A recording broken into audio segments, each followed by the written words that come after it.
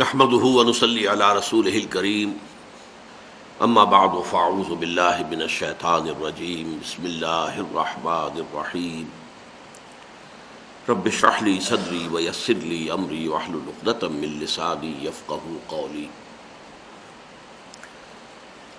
منہج انقلاب نبوی علی صاحب الصلاۃ والسلام کے ضمن میں اب ہمیں اصلاً 7ویں مرحلے کے بارے میں بات کرنی ہے۔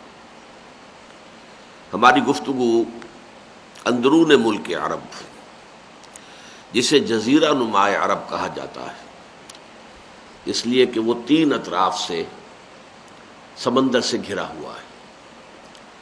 جنوب میں بحیرہ عرب ہے، مشرق میں خلیج ہے، اسے خلیج عربی بھی کہتے ہیں، خلیج فارس بھی کہتے ہیں۔ یہ جھگڑا ہے ایران کا اور عرب کا کہ یہ خلیج ہماری ہے یا ان کی ہے۔ اور اس کے مغرب میں بحیرہ قلزم ہے، ریڈ سی۔ تو گویا کہ 3 اطراف سے جو خطہ زمین، جو خشکی کا قطع جو ہے وہ پانی میں گھرا ہوا، وہ جزیرہ نما ہے۔ تو جزیرہ نما عرب کی حد تک انقلاب کی تکمیل جو ہے وہ اصلاً تو سن 8 ہجری میں ہو گئی، لیکن اس کے ضمن میں ایک فائنل جو سٹیپ تھا اس کا ذکر ہونے سے رہ گیا تھا، تو اس کی ہم تکمیل کر لیں تو پھر ہم آگے چلیں گے کہ جزیرہ نما عرب سے باہر اس انقلاب کی توسیع، ایکسٹینشن، یا جسے جدید اصطلاح میں ایکسپورٹنگ کہتے ہیں، تصدیر الانقلاب، انقلاب کو برآمد کرنا، تو اس کے ضمن میں کیا صورتحال ہے اس پر ہم بعد میں غور کریں گے۔ یوں سمجھیے کہ در حقیقت صلح حدیبیہ جو ذی قعدہ سن 6 ہجری میں واقع ہوئی، اس کے بعد سے حضور کی جد و جہد جو ہے وہ 2 رخ، علیحدہ رخ ہے کہ جن پر وہ آگے بڑھی ہے۔ ایک اندرون ملک عرب تکمیل، ایک بیرون ملک عرب دعوت کا آغاز اور انقلابی عمل کا شروع کیا جانا۔ اندرون ملک عرب سن 7 میں غزوہ خیبر فتح ہو گیا، بہت بڑی فتح۔ اس کے علاوہ غزوہ وادی القریٰ ہوا، اس کے علاوہ نجد کے علاقے میں غزوہ ذات الرقاع ہوا۔ پھر یہ کہ سن 7 ہی میں ذی قعدہ میں عمرہ قضا حضور نے فرمایا، وہ جو عمرہ نہیں اس وقت ہو سکا تھا صلح حدیبیہ کے وقت، تو اس کی قضا جو ہے وہ پھر سن 7 میں۔ پھر سن 8 میں مکہ فتح ہو گیا۔ اسی سن میں پھر حنین کی جنگ ہوئی، اس میں بھی اللہ نے بالآخر فتح دے دی۔ طائف کا محاصرہ ہوا۔ اس حوالے سے یوں سمجھیے کہ اندرون ملک عرب اب کوئی بڑی طاقت نہیں رہ گئی تھی کہ جو مسلمانوں کے مد مقابل آ سکتی ہے۔ گویا کہ اندرون ملک عرب، جزیرہ نما عرب کی حد تک تکمیل جو ہے انقلاب اسلامی کی یا انقلاب محمدی کی علی صاحب الصلاۃ والسلام، وہ سن 8 ہجری میں ہو گئی۔ البتہ جیسا کہ میں نے عرض کیا، سن 9 ہجری سے اب ایک اقدام کیا گیا ہے جس کو کہ جدید اصطلاح میں ہم کہیں گے موپنگ اپ آپریشن۔ کسی علاقے میں بڑی جنگ ہوئی ہو اور بڑی طویل جنگ رہی ہو، لانگ ڈران وار، تو اس کے ختم ہونے کے بعد بھی اس کا امکان رہتا ہے کہ کہیں کہیں پاکٹس آف ریزسٹنس باقی رہ گئے ہوں۔ مین فوج نے فرض کیجئے کہ ہتھیار ڈال بھی دیے ہیں، لیکن بعض اوقات ہوتا ہے کہ کچھ جو ہے حصے فوج کے وہ ہتھیار ڈالنے سے انکار کر دیتے ہیں۔ ہمارا سقوط ڈھاکہ جب ہوا تھا اس کے ساتھ بھی یہ معاملہ ہوا کہ اگرچہ بحیثیت مجموعی ہماری فوج نے ہتھیار ڈال دیے تھے، لیکن بعض کمانڈرز جو ہیں بعض محاذوں پر وہ اس کے بعد بھی جنگ جاری انہوں نے رکھی۔ تو اس کے لیے پھر کہلاتا ہے موپنگ اپ آپریشن۔ اب گویا کہ صفائی کر دینا کہ کہیں بھی کوئی پاکٹ آف ریزسٹنس باقی نہ رہے۔ یہ کام ہوا ہے سن 9 ہجری میں حج کے موقع پر، اس لیے کہ اس سے متصلاً قبل سورہ توبہ کی ابتدائی 6 آیات نازل ہوئی۔ ان 6 آیات میں اعلان کر دیا گیا کہ اب مشرکین عرب میں سے کسی کے ساتھ اے مسلمانوں اگر تمہارا معاہدہ ہے تو وہ معاہدہ کالعدم، اگر تو وہ مدت معینہ کے لیے معاہدہ ہے تو ٹھیک ہے، معین مدت پوری کر دو، اگر بغیر کسی معین مدت کے معاہدہ ہے تو 4 مہینے کی مہلت دے کر کہہ دو کہ اب ہمارا کوئی معاہدہ مشرکین کے ساتھ نہیں ہوگا۔ براۃ من اللہ ورسولہ الی الذین عاہدتم من المشرکین وَأَذَانٌ مِّنَ اللَّهِ وَرَسُولِهِ يَوْمِ الْحَجِّ الْأَكْبَرِ۔ اب یہ حج کے دن اس کا اعلان کیا جانا تھا۔ جب یہ آیات نازل ہوئی تو جو قافلہ حج ہے وہ روانہ ہو چکا تھا، حضور خود تشریف نہیں لے گئے تھے، حضرت ابوبکر صدیق رضی اللہ تعالی عنہ کی عمارت میں آپ نے حج کے لیے قافلہ روانہ کر دیا تھا۔ بعد میں یہ آیات نازل ہوئی تو پھر حضرت علی کو بھیجا ہے خاص طور پر اپنے ذاتی نمائندے کی حیثیت سے کہ تم جاؤ اور حج کے اس بڑے اجتماع میں، اس لیے کہ اس وقت تک مشرکین پر پابندی نہیں تھی، مسلمان بھی حج کر رہے تھے، مشرک بھی کر رہے تھے جو ایمان نہیں لائے تھے، یہ گویا کہ مخلوط حج تھا۔ ابھی سن 8 میں جب کہ مکہ فتح ہوا اس کے فوراً بعد جو حج تھا وہ بھی مخلوط تھا، مسلمانوں نے بھی کیا اور مشرکین نے بھی کیا، بلکہ سن 8 میں اس کا سارا بندوبست جو ہے وہ حضور نے مشرکین ہی کے ہاتھ میں رہنے دیا، فوری طور پر ان کا وہ سارا انتظام ان سے سلب نہیں کیا، لیکن حضور نے خود حج نہیں کیا۔ سن 9 میں بھی حضور نے خود حج نہیں فرمایا بلکہ قافلہ بھیج دیا، اور اس میں بھی مشرکین اور مسلمانوں نے مشترکہ طور پر حج ادا کیا۔ لیکن اس حج کے موقع پر حضور نے فرما دیا حضرت علی سے کہ میرے ذاتی نمائندے کی حیثیت سے جا کر حج کے عظیم اجتماع میں، حج الاکبر، کیونکہ یہ جو حج کہلاتا ہے یہ حج اکبر ہے، بڑا حج، عمرہ چھوٹا حج ہے، یہ بڑا حج ہے، اس میں تمام جو ہے آج جزیرہ نما عرب کے کونے کونے سے لوگ جمع ہیں، تو وہاں جا کر اعلان کر دو کہ بس اب مشرکین کے ساتھ مسلمانوں کا کوئی عہد، کوئی معاہدہ باقی نہیں رہے گا، جن کے ساتھ مدت معین طے ہے وہ مدت ہم پوری کر دیں گے اگر ان کی طرف سے کوئی خلاف ورزی نہ ہو، اور اگر جو ہے بغیر مدت کے ہیں تو پھر یہ کہ 4 مہینے کی ہم مہلت دے رہے ہیں۔ ظاہر بات ہے کہ معاہدے کا فسخ کرنے کا دونوں فریقوں کو اختیار ہوتا ہے کہ جب چاہے، لیکن علل اعلان کرے، یہ نہ ہو کہ اندر خانے صرف جو ہے معاہدہ فسخ کر کے اقدام کر دیا جائے جبکہ دوسرا فریق یہ سمجھ رہا ہو کہ ابھی معاہدہ موجود ہے، یہ خیانت ہے۔ اس سے تو روک دیا گیا ہے سورہ انفال کے اندر کہ یہ مسلمانوں کے شایان شان نہیں ہے۔ اگر کسی سے معاہدہ ہے اور آپ کو ان کی طرف سے خیانت کا احتمال ہے اور آپ کو اقدام کرنا چاہتے ہیں تو پہلے وہ معاہدہ ان کے منہ پر دے ماریے، فَانبِذْ إِلَيْهِمْ عَلَىٰ سَوَاءٍ، علل اعلان جو ہے معاہدے کے فسخ ہونے کا اعلان کر کے پھر کوئی اقدام کرے۔ تو حضور کی طرف سے کیا بلکہ اللہ کی طرف سے، چونکہ آیات تو اللہ نے نازل فرمائیں، پھر حضور کے نمائندے کی حیثیت سے حضرت علی نے یہ اعلان کر دیا۔ اس میں یہ بات مضمر تھی کہ اب 4 مہینے کے اندر اندر یا تو یہ مشرکین عرب ایمان لے آئیں اور یا پھر ملک چھوڑ کر چلے جائیں۔ اب جزیرہ نما عرب میں مشرک کوئی نہیں رہے گا۔ 4 مہینے کی مہلت ختم ہونے کے بعد ان کا قتل عام شروع کر دیا جائے گا۔ فَإِذَا انْسَلَخَ الْأَشْهُرُ الْحُرُمُ فَاقْتُلُوا الْمُشْرِكِينَ حَيْثُ وَجَدتُّمُوهُمْ۔ جب یہ 4 مہینے جن کا دیا کہ ہم نے گویا کہ انہیں ایک رعایت دے دی ہے، جب یہ مدت ختم ہو جائے گی تو پھر ہے مسلمانوں ان مشرکین کا قتل عام کرنا۔ یہ بات ہے، اگرچہ فی الواقع اس کی نوبت نہیں آئی ہے، سب لوگوں نے اسلام قبول کر لیا، اور پہلے ہی سے یوں سمجھیے کہ اپنی جگہ پر تو وہ شکست مان چکے تھے، اکثر و بیشتر تو ایمان لا چکے تھے، جو رہ گئے تھے انہوں نے بھی اب اس کے بعد جو ہے ایمان کا راستہ اختیار کر لیا۔ کچھ لوگ وہ تھے کہ جو پھر عرب کو چھوڑ کر چلے گئے، جیسے کبھی بہت عرصے پہلے، 10 سال پہلے سمجھیے، 10 یا 12 سال پہلے مہاجرین گئے تھے مسلمان حبشہ کی طرف، اب یہ لوگ نکلے کہ اب یہاں پر ہمارا رہنا ممکن نہیں ہے۔ قتل کرنے کی نوبت ایک آدمی کو بھی نہیں آئی، لیکن آیت یہی ہے کہ فَإِذَا انْسَلَخَ الْأَشْهُرُ الْحُرُمُ فَاقْتُلُوا الْمُشْرِكِينَ حَيْثُ وَجَدتُّمُوهُمْ۔ جب یہ مہینے 4 ختم ہو جائیں جن کی مہلت دی گئی ہے تو اے مسلمانوں مشرکوں کا قتل عام کرو جہاں بھی پاؤ۔ یہ آیت قرآن کی سخت ترین آیات میں سے ہے، اور اس پر بظاہر اعتراض وارد ہو جاتا ہے کہ اس کا مطلب یہ ہے کہ اس کو مسلمان ہونے پر بھی بالجبر مجبور کیا گیا، قتل کی دھمکی کے تحت گویا کہ ایمان لانے پر مجبور کیا گیا۔ یہ اعتراض اس پر جو ہے قائم ہوتا ہے، تو اس کو سمجھ لیجئے کہ یہ در حقیقت ایک ایکسیپشنل معاملہ تھا مشرکین عرب کے لیے، بنی اسماعیل کے لیے، اس لیے کہ اللہ کا یہ مستقل قاعدہ رہا ہے رسولوں کے ضمن میں کہ جب کسی قوم میں اس ہی کے اندر سے ایک فرد کو رسول بنا کر اللہ تعالیٰ مبعوث فرما دیتا تھا، اور وہ رسول جو ہے دعوت و تبلیغ کا آخری حد تک حق ادا کر کے اتمام حجت کر دیتا تھا، پھر بھی اگر وہ قوم ایمان نہیں لاتی تھی تو وہ قوم ہلاک کر دی جاتی تھی، عذاب استیصال۔ جیسے قوم نوح غرق کر دی گئی، قوم ہود تباہ کر دی گئی، قوم ثمود ختم کر دی گئی، قوم شعیب ختم کر دی گئی، آل فرعون غرق کر دیے گئے، سدوم اور عمورہ کی بستیاں برباد کر دی گئی.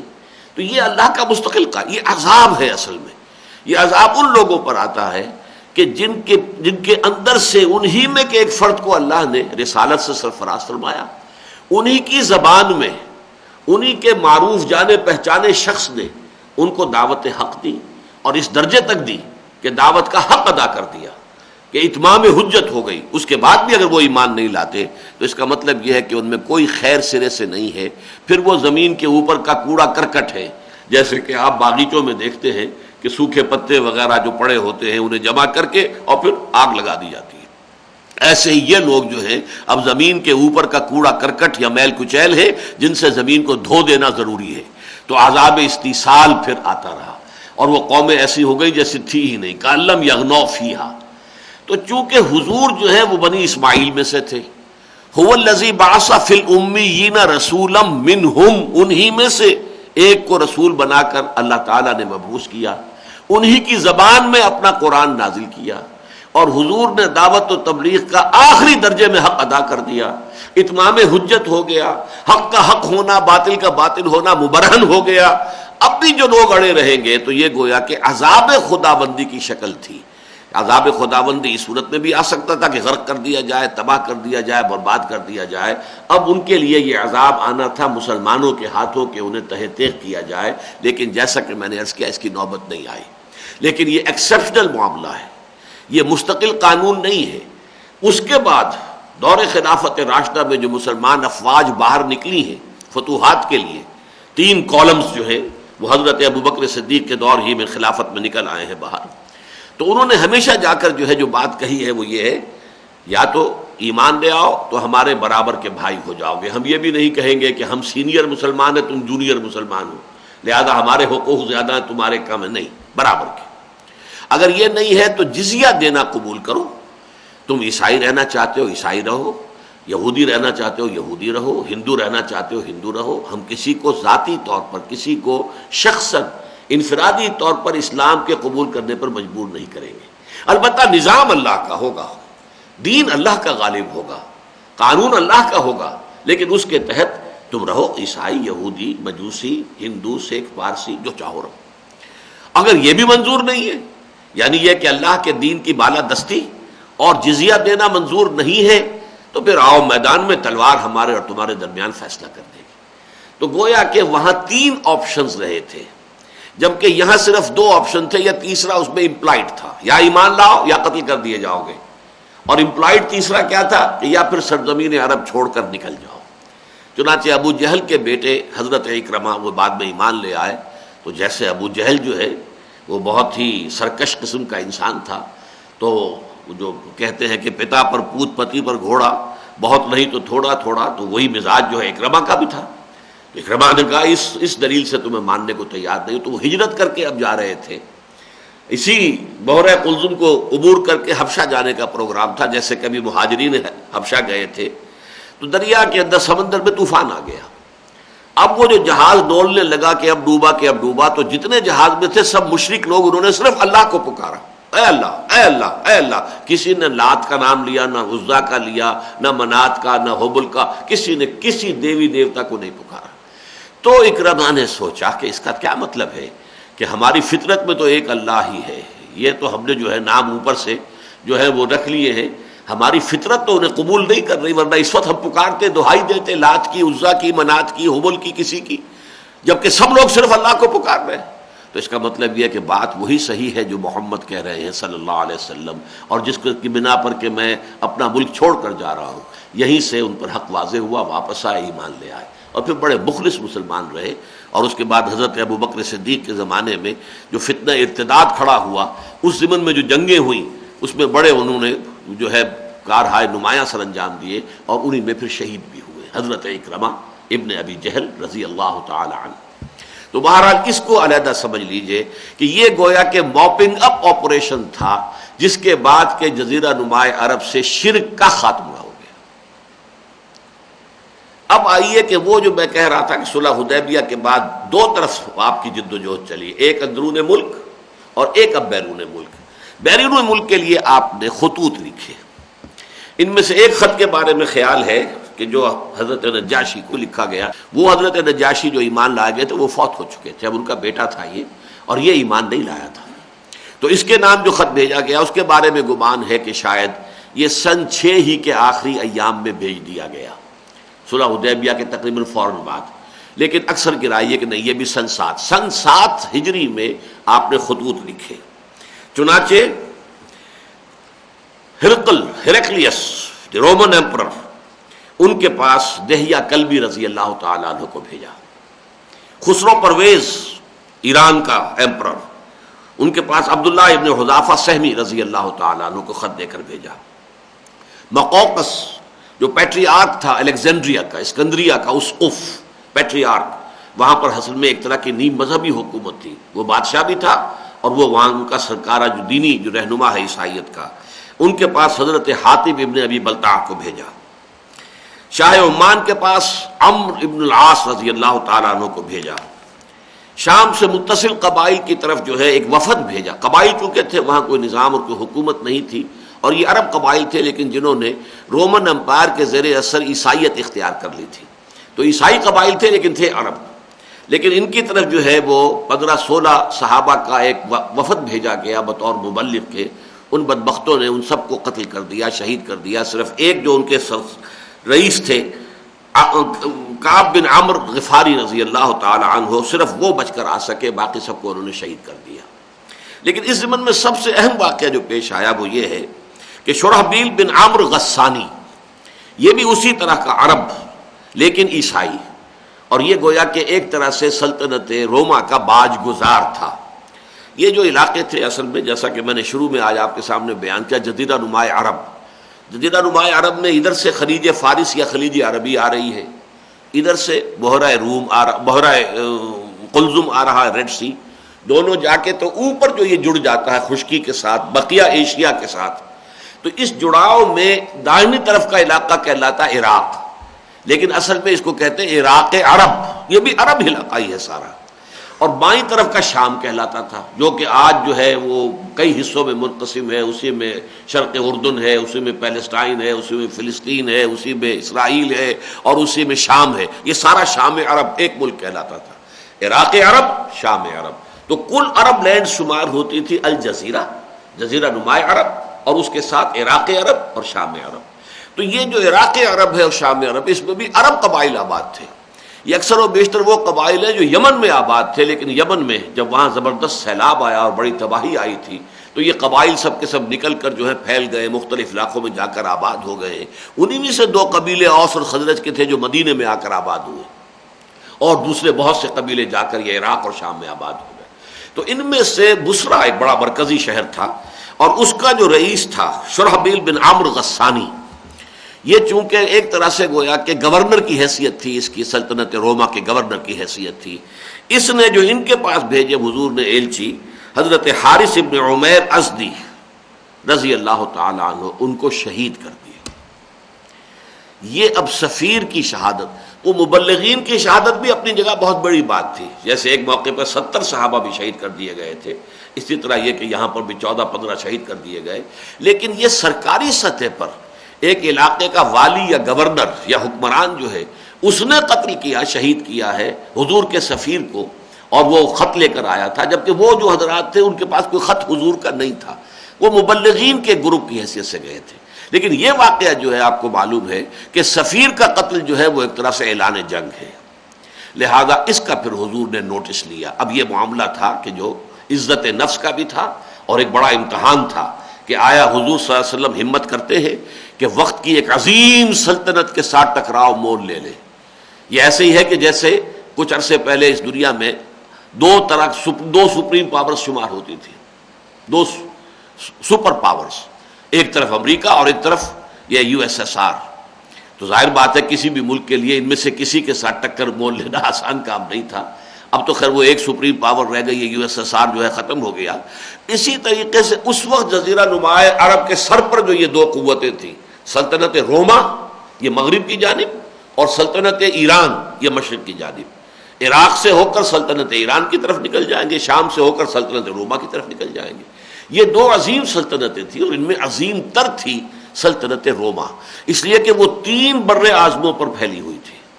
سلطنت روما کے تحت تھا سارا شمالی افریقہ، یہ سارا مصر، لیبیا، الجزائر، یہ سارا آخر تک اٹلانٹک تک، یہ پورا کا پورا جو ہے یہ شمالی افریقہ کا علاقہ یہ سلطنت روما میں تھا۔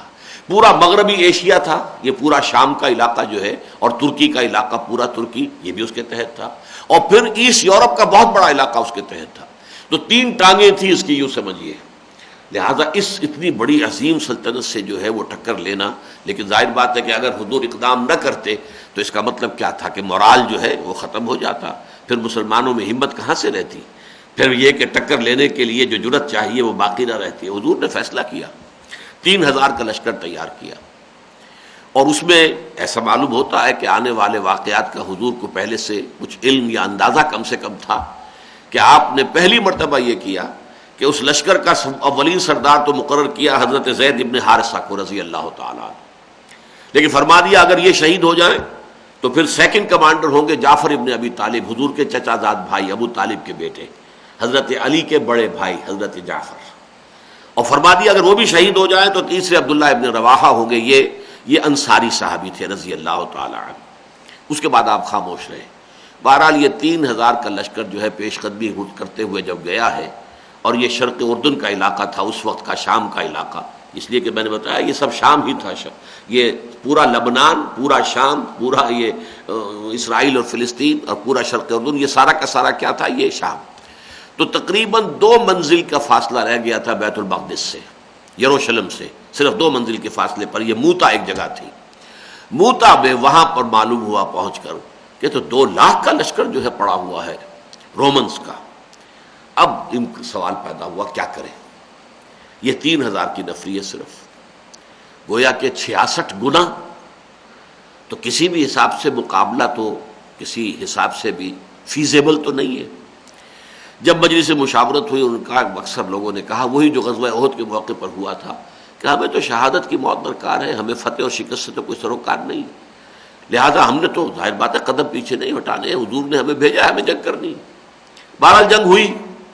اس میں 2 روایتیں، ایک یہ کہ 1 لاکھ کا لشکر تھا ان کا، ایک یہ کہ 2 لاکھ کا لشکر تھا۔ 1 لاکھ کا بھی ہو تو 33 گنا، یہ 3000 تھے صرف۔ ہوا وہی کہ جو جس کا کچھ اندازہ حضور کو پہلے سے تھا، زید ابن حارثہ بھی شہید ہو گئے، پھر حضرت جعفر طیار شہید ہو گئے، پھر حضرت عبداللہ ابن رواحہ شہید ہو گئے، پھر مسلمانوں نے خود، اب حضور کی طرف سے تو چوتھا کوئی جو ہے نامزد نہیں تھا، تو حضرت خالد ابن ولید کو پھر انہوں نے اپنا کمانڈر مقرر کیا۔ حضرت خالد ابن ولید کہتے ہیں کہ میرے ہاتھ سے اس روز 9 تلواریں ٹوٹی ہیں، اور اس کے بعد میرے ہاتھ میں ایک چھوٹا سا صرف رہ گیا تھا، اس کو پوری تلوار بھی نہیں کہہ سکتے، وہ میرے ہاتھ سے چپک کر رہ گیا، وہ ٹوٹا نہیں پھر بعد میں۔ تو بڑی انہوں نے شجاعت کا مظاہرہ کیا، اور شجاعت کے ساتھ ہی ذہانت کا ایسا کیا کہ اس نرغے سے اپنی فوج کو واپس نکال کر لے آئے۔ صرف 12 صحابہ شہید ہوئے، اور نمبر کتنے جو ہے رومنز جو ہیں وہ بڑی تعداد میں انہوں نے شہید کر دیے، لیکن پھر یہ ہے کہ یہ اپنے اس فوج کو نکال کر نرغے سے واپس مدینے لے آئے، اور یہ کہ مدینے والوں نے تو پھر ان پر مٹی پھینکی کہ تم بھگوڑے ہو، میدان جنگ سے منہ موڑ کر آ گئے ہو۔ حضور نے فرمایا نہیں، یہ بھگوڑے نہیں ہیں، بلکہ یہ تو متحیزن الی فئۃ۔ سورہ انفال میں جو 2 شکلیں بتائی گئی ہیں کہ جنگ سے پیچھے قدم ہٹانے کی 2 شکلیں ہو سکتی، الا متحرفا لقتال اور متحیزا الی فئۃ، یا تو یہ کہ پیترا بدلنے میں کسی وقت جو ہے آرڈرلی ریٹریٹ ضروری ہو جاتی ہے، جیسے 2 آدمی لڑ رہے ہیں تو ایک شخص پیترا بدلتا ہے، ادھر سے ہٹ کے ادھر آتا ہے، ادھر سے ہٹ کے ادھر جاتا ہے، تلوار کا وار کدھر سے میں کروں، کدھر سے صحیح رہے گا۔ اسی طرح فوجیں بھی جو ہے وہ ٹیکٹیکل مووز ہو سکتی ہیں کہ جس میں کسی وقت کسی جگہ سے آرڈرلی ریٹریٹ کرنی پڑے، تو متحرفا لقتال او متحیزا الی فئۃ، یا پیچھے ہٹتے ہوئے وہ اپنے جو بڑا لشکر ہے اس کے ساتھ جا کر مل جانا چاہتے ہو۔ تو حضور نے فرمایا یہ متحیزا لقتال والا معاملہ ہے۔ تو بہرحال یہ ہے کہ جس کے بارے میں حضور نے وہاں پہلے ہی خبر دے دی تھی مدینے میں، زید ابن حارثہ شہید ہو گئے، بہت حضور کو صدمہ بھی ہوا ان شہادتوں پر۔ جعفر طیار شہید ہو گئے، حضور کے چچا زاد بھائی بھی تھے۔ حضور نے فرمایا کہ انہیں اللہ تعالیٰ نے 2 پر عطا کر دیے ہیں جن سے تحت وہ جنت میں اب اڑتے پھر رہے جنت کے باغ کے اندر، اس لیے وہ طیار ذوالجناحین بھی کہلاتے ہیں، انہیں 2 اللہ تعالیٰ نے پر دے دیے۔ پھر یہ کہ حضرت عبداللہ ابن رواحہ جو ہیں وہ بھی شہید ہو گئے رضی اللہ تعالیٰ عنہ۔ پھر حضور نے فرمایا اب جھنڈا اللہ کی تلواروں میں سے ایک تلوار نے اپنے ہاتھ میں لے لیا ہے. یہ جو حضرت خالد کے بارے میں آتا ہے، خالد سیف من سیوف اللہ، تو اللہ کی تلواروں میں سے ایک تلوار نے اب جھنڈا سنبھال لیا ہے اور اللہ تعالیٰ فتح دے گا. تو حضور نے اس کے لیے لفظ فتح استعمال کیا، اس لیے کہ اتنی بڑی فوج کے درگے سے نکل آ جانا یہ بھی بہت بڑی کامیابی ہے. لیکن اب پھر حضور نے ایک بڑی تیاری شروع کر دی. پہلی مرتبہ نفیر عام، اب تمام مسلمان کلمہ گو جو بھی ہیں مومن ایمان کے مدعی انہیں چلنا ہوگا، نفیر عام. اور پہلی مرتبہ آپ نے اعلان کر دیا کہ اب ہمارا مقابلہ رومن امپائر سے ہے، ہرقل سے ہے، رومی شہنشاہ سے. اس سے پہلے آپ جنگوں میں ایک تو یہ کہ نفیر عام کا بھی نہیں ہوئی، ترغیب ہوتی تھی، تشویق ہوتی تھی، نکلو اللہ کی راہ میں، نکلو اللہ کی راہ میں، اس میں درجات ہے، اس میں بہت سا ثواب ہے، بہت تمہیں اجر ملے گا. لیکن یہ نہیں تھا کہ ہر شخص کے لیے نکلنا لازم. لیکن اب چونکہ سلطنت روما کے ساتھ ٹکراؤ تھا، اس کی سٹینڈنگ ٹرینڈ آرمیز تھی لاکھوں کی تعداد میں. رومن لیجنز تو مشہور ہے تاریخ کے اندر، جس طریقے سے کہ ان کا جو اسلحہ ہوتا تھا، جس طریقے سے ان کا زرہ انہوں نے پہنی ہوتی تھی، وہ تو یوں سمجھیے کہ بہت ہی یعنی لوہے میں غرق آہن اور بڑے منظم، بہت جو تربیت یافتہ، قواعد یافتہ فوج. یہ بیچارے عرب کے جو ہے ابھی نہ ان کی کوئی ٹریننگ، نہ ان کی کوئی فوجی اس طرح کی تشکیل، کچھ بھی نہیں. یہ تو والنٹیئرز کے درجے میں تھے، کوئی اسٹینڈنگ آرمیز اور ٹرینڈ آرمیز کے درجے میں تو نہیں تھے. تو اتنا بڑا ٹکراؤ ہونے والا، تو اعلان عام سب چلے، نمبر ایک. نمبر دو، صاف کہہ دیا کہ اب ہمارا سلطنت روما کے ساتھ مقابلہ ہے. بہرحال یہ آخری بڑی آزمائش تھی صحابہ کی جو اللہ تعالیٰ نے حضور کے ذریعے سے لی ہے. منافقین اس میں فیل ہو گئے، ناکام ہو گئے. ایک اور چھلنی لگ گئی، یعنی فتح مکہ کے بعد جو لوگ ایمان لائے تھے ان کے ایمان کا بھی امتحان ہو گیا اب کہ وہ واقعتاً ایمان لائے ہیں یا نہیں لائے ہیں، یہ جھوٹ موٹ کا ایمان لائے ہیں یا واقعتاً ایمان لائے ہیں. کیونکہ جن لوگوں نے جھوٹے بہانے بنائے اور جھوٹے بہانوں سے اپنے آپ کو ایگزمپٹ کیا، رخصت لے لی، معلوم ہوا کہ ان کے دل میں ایمان نہیں ہے. چھلنی لگ گئی، دودھ کا دودھ، پانی کا پانی جدا ہو گیا. بہرحال حضور 30,000 کا لشکر لے کر نکلے ہیں.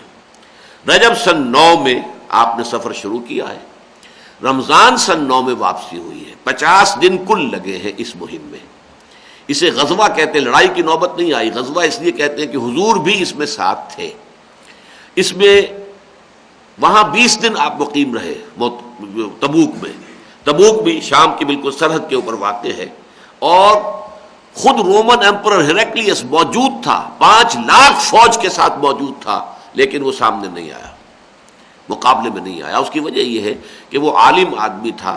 وہ اسکرپچرز جو ہیں، کرسچنز اینڈ جوڈائک اسکرپچرز، تورات اور انجیل کا وہ ماہر تھا، عالم تھا، اور وہ پہچان چکا تھا کہ یہ محمد اللہ کے رسول ہیں. اس کا یہ گمان تھا کہ پہلے جیسے فوج آئی تھی کسی اور کی سرکردگی میں، ایسے ہی فوج آئے گی، محمد خود نہیں آئیں گے صلی اللہ علیہ وسلم. اب جب معلوم ہوا تو وہ تو حضور خود آ گئے ہیں، تو وہ مقابلے میں نہیں آیا. اسے معلوم تھا کہ رسول کے ساتھ مقابلہ تو ظاہر بات ہے کہ پھر تو ایسے ہی ہے کہ خربوزہ چھری پر گرے یا چھری خربوزے پر گرے. ظاہر بات ہے کہ اس کو کٹنا تو خربوزے کو، چھری کو تو کچھ نہیں ہوگا. تو اللہ کے رسولوں کے باب میں تو ہے کتب اللہ لاغلبن انا ورسلی، اللہ کا یہ فیصلہ پہلے سے طے شدہ لکھا ہوا ہے، میں اور میرے رسول غالب آ کر رہیں گے.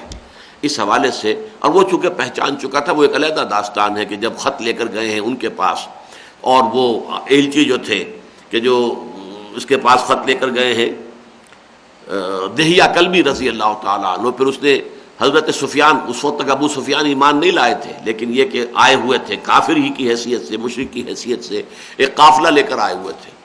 لہذا ان کو بلایا کہ تم جو ہے تم بتاؤ اس خط کے بارے میں، یہ خط کیسا ہے، کون ہے. اس سے اندازہ ہو گیا تھا کہ وہ سمجھ چکا ہے اور ایمان لانا چاہتا تھا، لیکن چاہتا یہ تھا کہ جیسے 300 سال قبل تقریباً کانسٹنٹائن ایمپرر، وہ بھی رومن ایمپرر تھا نا، وہ جب عیسائی ہو گیا تھا تو پوری مملکت بھی عیسائی ہو گئی تھی. یہ چاہتا تھا کہ میں مسلمان ہو جاؤں تو ساری میری مملکت بھی مسلمان ہو جائے، تاکہ میری بادشاہی جو ہے وہ انٹیکٹ رہے. ورنہ اگر میں اسلام قبول کر لیتا ہوں اور پوری قوم نہیں کرتی تو پھر میں تو ختم ہو گیا، میں چلا جاؤں گا، مجھے چھوڑنا پڑے گا. میری قوم جو ہے میری بادشاہت کو قبول نہیں کرے گی. تو وہ بادشاہت اس کے پاؤں میں بیڑی بن کر پڑ گئی تھی، ورنہ وہ حضور کو پہچان چکا تھا. اسی طرح مقوقس جو تھا مصر کا پیٹریارک، وہ بھی حضور کو پہچان چکا تھا.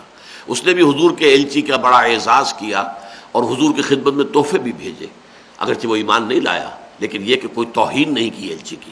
توہین کی خسرو پرویز نے، حضور کا نامہ مبارک چاک کر دیا، اور حضور نے فرمایا کہ در حقیقت اس شخص نے اپنی سلطنت کے پرزے کر دیے، اس کے ٹکڑے اڑا دیے ہیں، یہ میرا خط جو ہے، میرا نامہ مبارک اس کے پرزے نہیں کی ہے، اپنی سلطنت کے پرزے کر دیے۔ اور واقعہ یہ ہوا کچھ ہی عرصے کے بعد سلطنت روما تو پھر بھی آپ کہہ سکتے ہیں کہ اس کی 2 ٹانگیں ٹوٹی، ایک ٹانگ سلامت رہی، یعنی یورپ میں سلطنت روما باقی رہی۔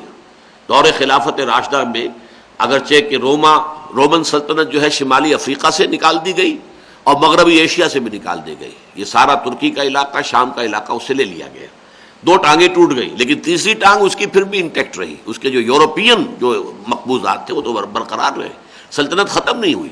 لیکن سلطنت ایران تو بالکل ختم ہو گئی، نسیم منسیہ ہو گئی، اس کے پرزے ہو گئے۔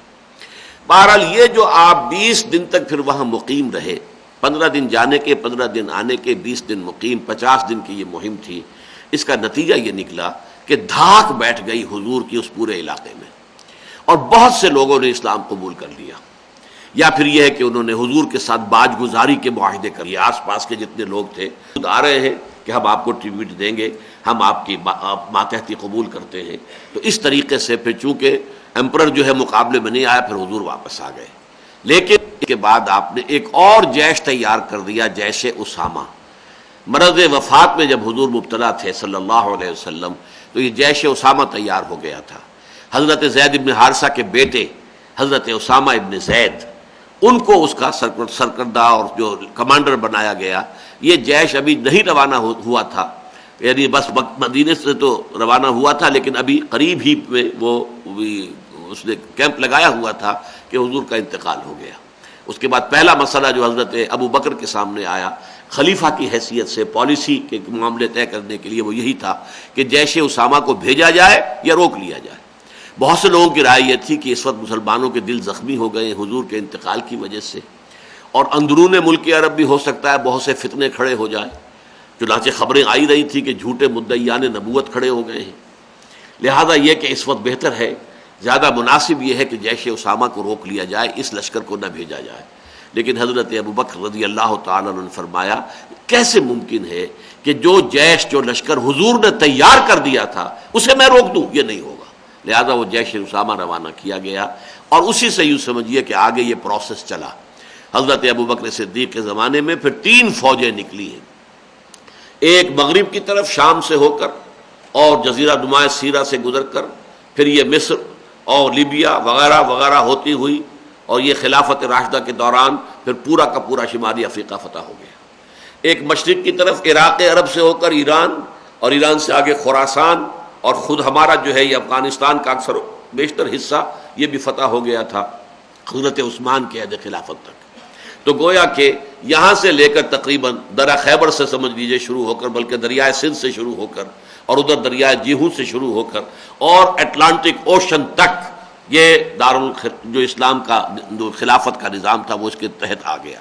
شمال میں البتہ یہ کہ زیادہ کھلی جگہ نہیں تھی، کوکیشین ماؤنٹینز آ جاتے ہیں، تو لہذا کوہ قاف جسے عام طور پر کہا جاتا ہے، تو وہاں تک پہنچ گئے، لیکن یہ کہ بہرحال اس سے آگے نہیں ہوئی۔ یہ پورا علاقہ جو ہے یہ گویا کہ اب یہ ایکسپورٹنگ دی ریولیوشن آف محمد صلی اللہ علیہ وسلم beyond the geographical limits of the Arabian peninsula, جزیرہ نمائے عرب کی سرحدوں سے باہر حضور کے انقلاب کی یہ توسیع اور تصدیر اس طور سے شروع ہو گئی۔ اب یہ کس طور سے آگے بڑھی، کس رفتار سے ہوئی، میں اس کے یہ ہماری اس وقت کی گفتگو سے جو ہے اس کے موضوع سے متعلق نہیں ہے۔ یہ گویا کہ 7واں قدم ہے کہ جس نے ثابت کیا کہ حضور کا انقلاب واقعتاً ایک ٹرو ریولوشن تھا۔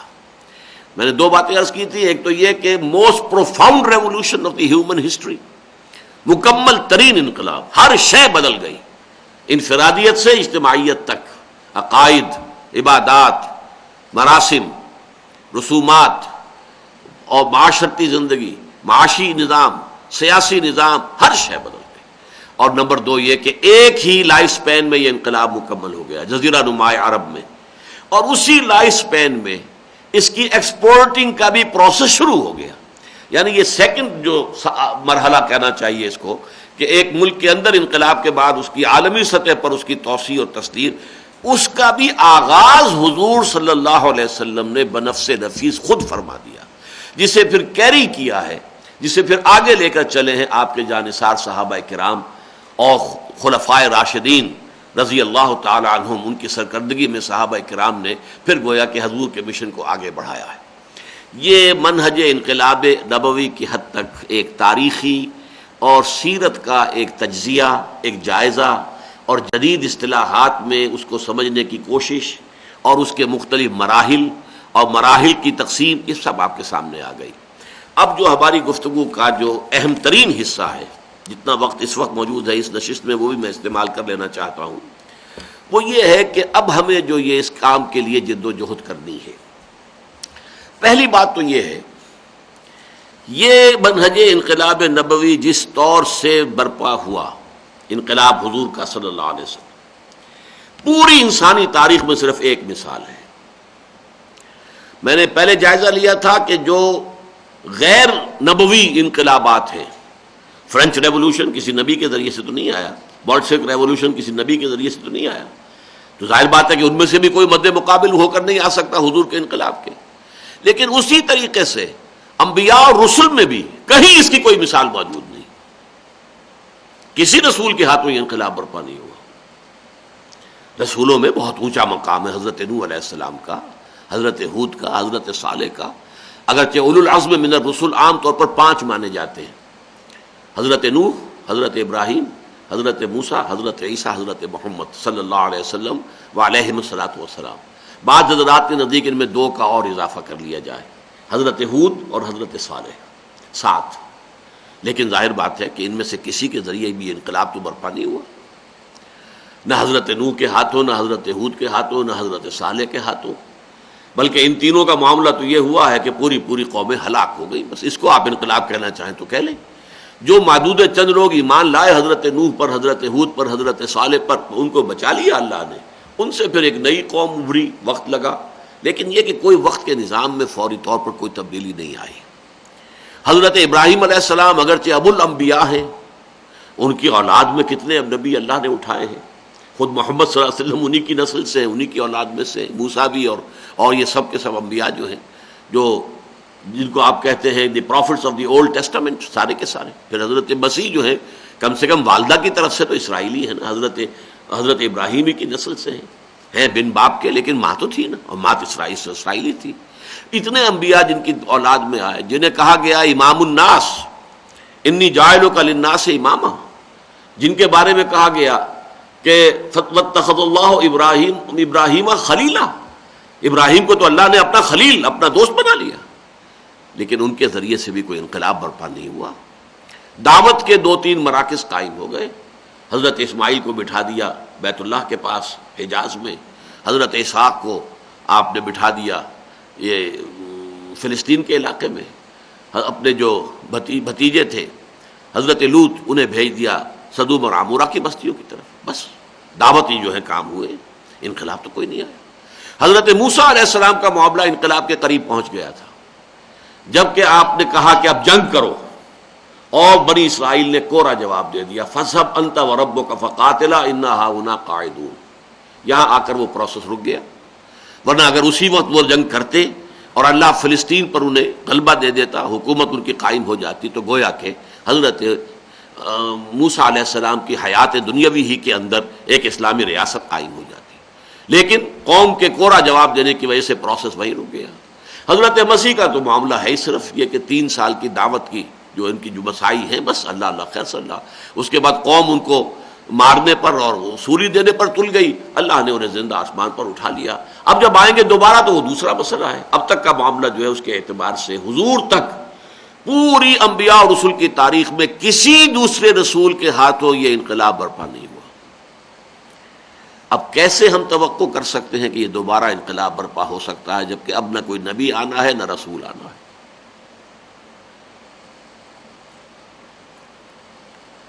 Close to impossible. اس کو میں ایمفیسائز کرنا چاہتا ہوں، یہ چھوٹا کام نہیں ہے، بہت بڑا کام.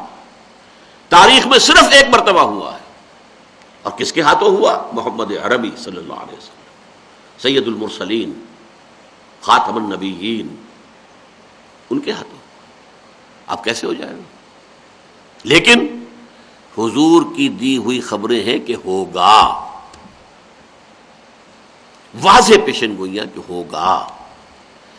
حضور کو بھیجا گیا دین کے غلبے کے لیے، اور بھیجا گیا پوری نوع انسانی کے لیے، تو جب تک پوری نوع انسانی پر اللہ کا دین غالب نہیں ہوتا، حضور کا مقصد بعثت تو ہنوز شرمندہ تکمیل ہے۔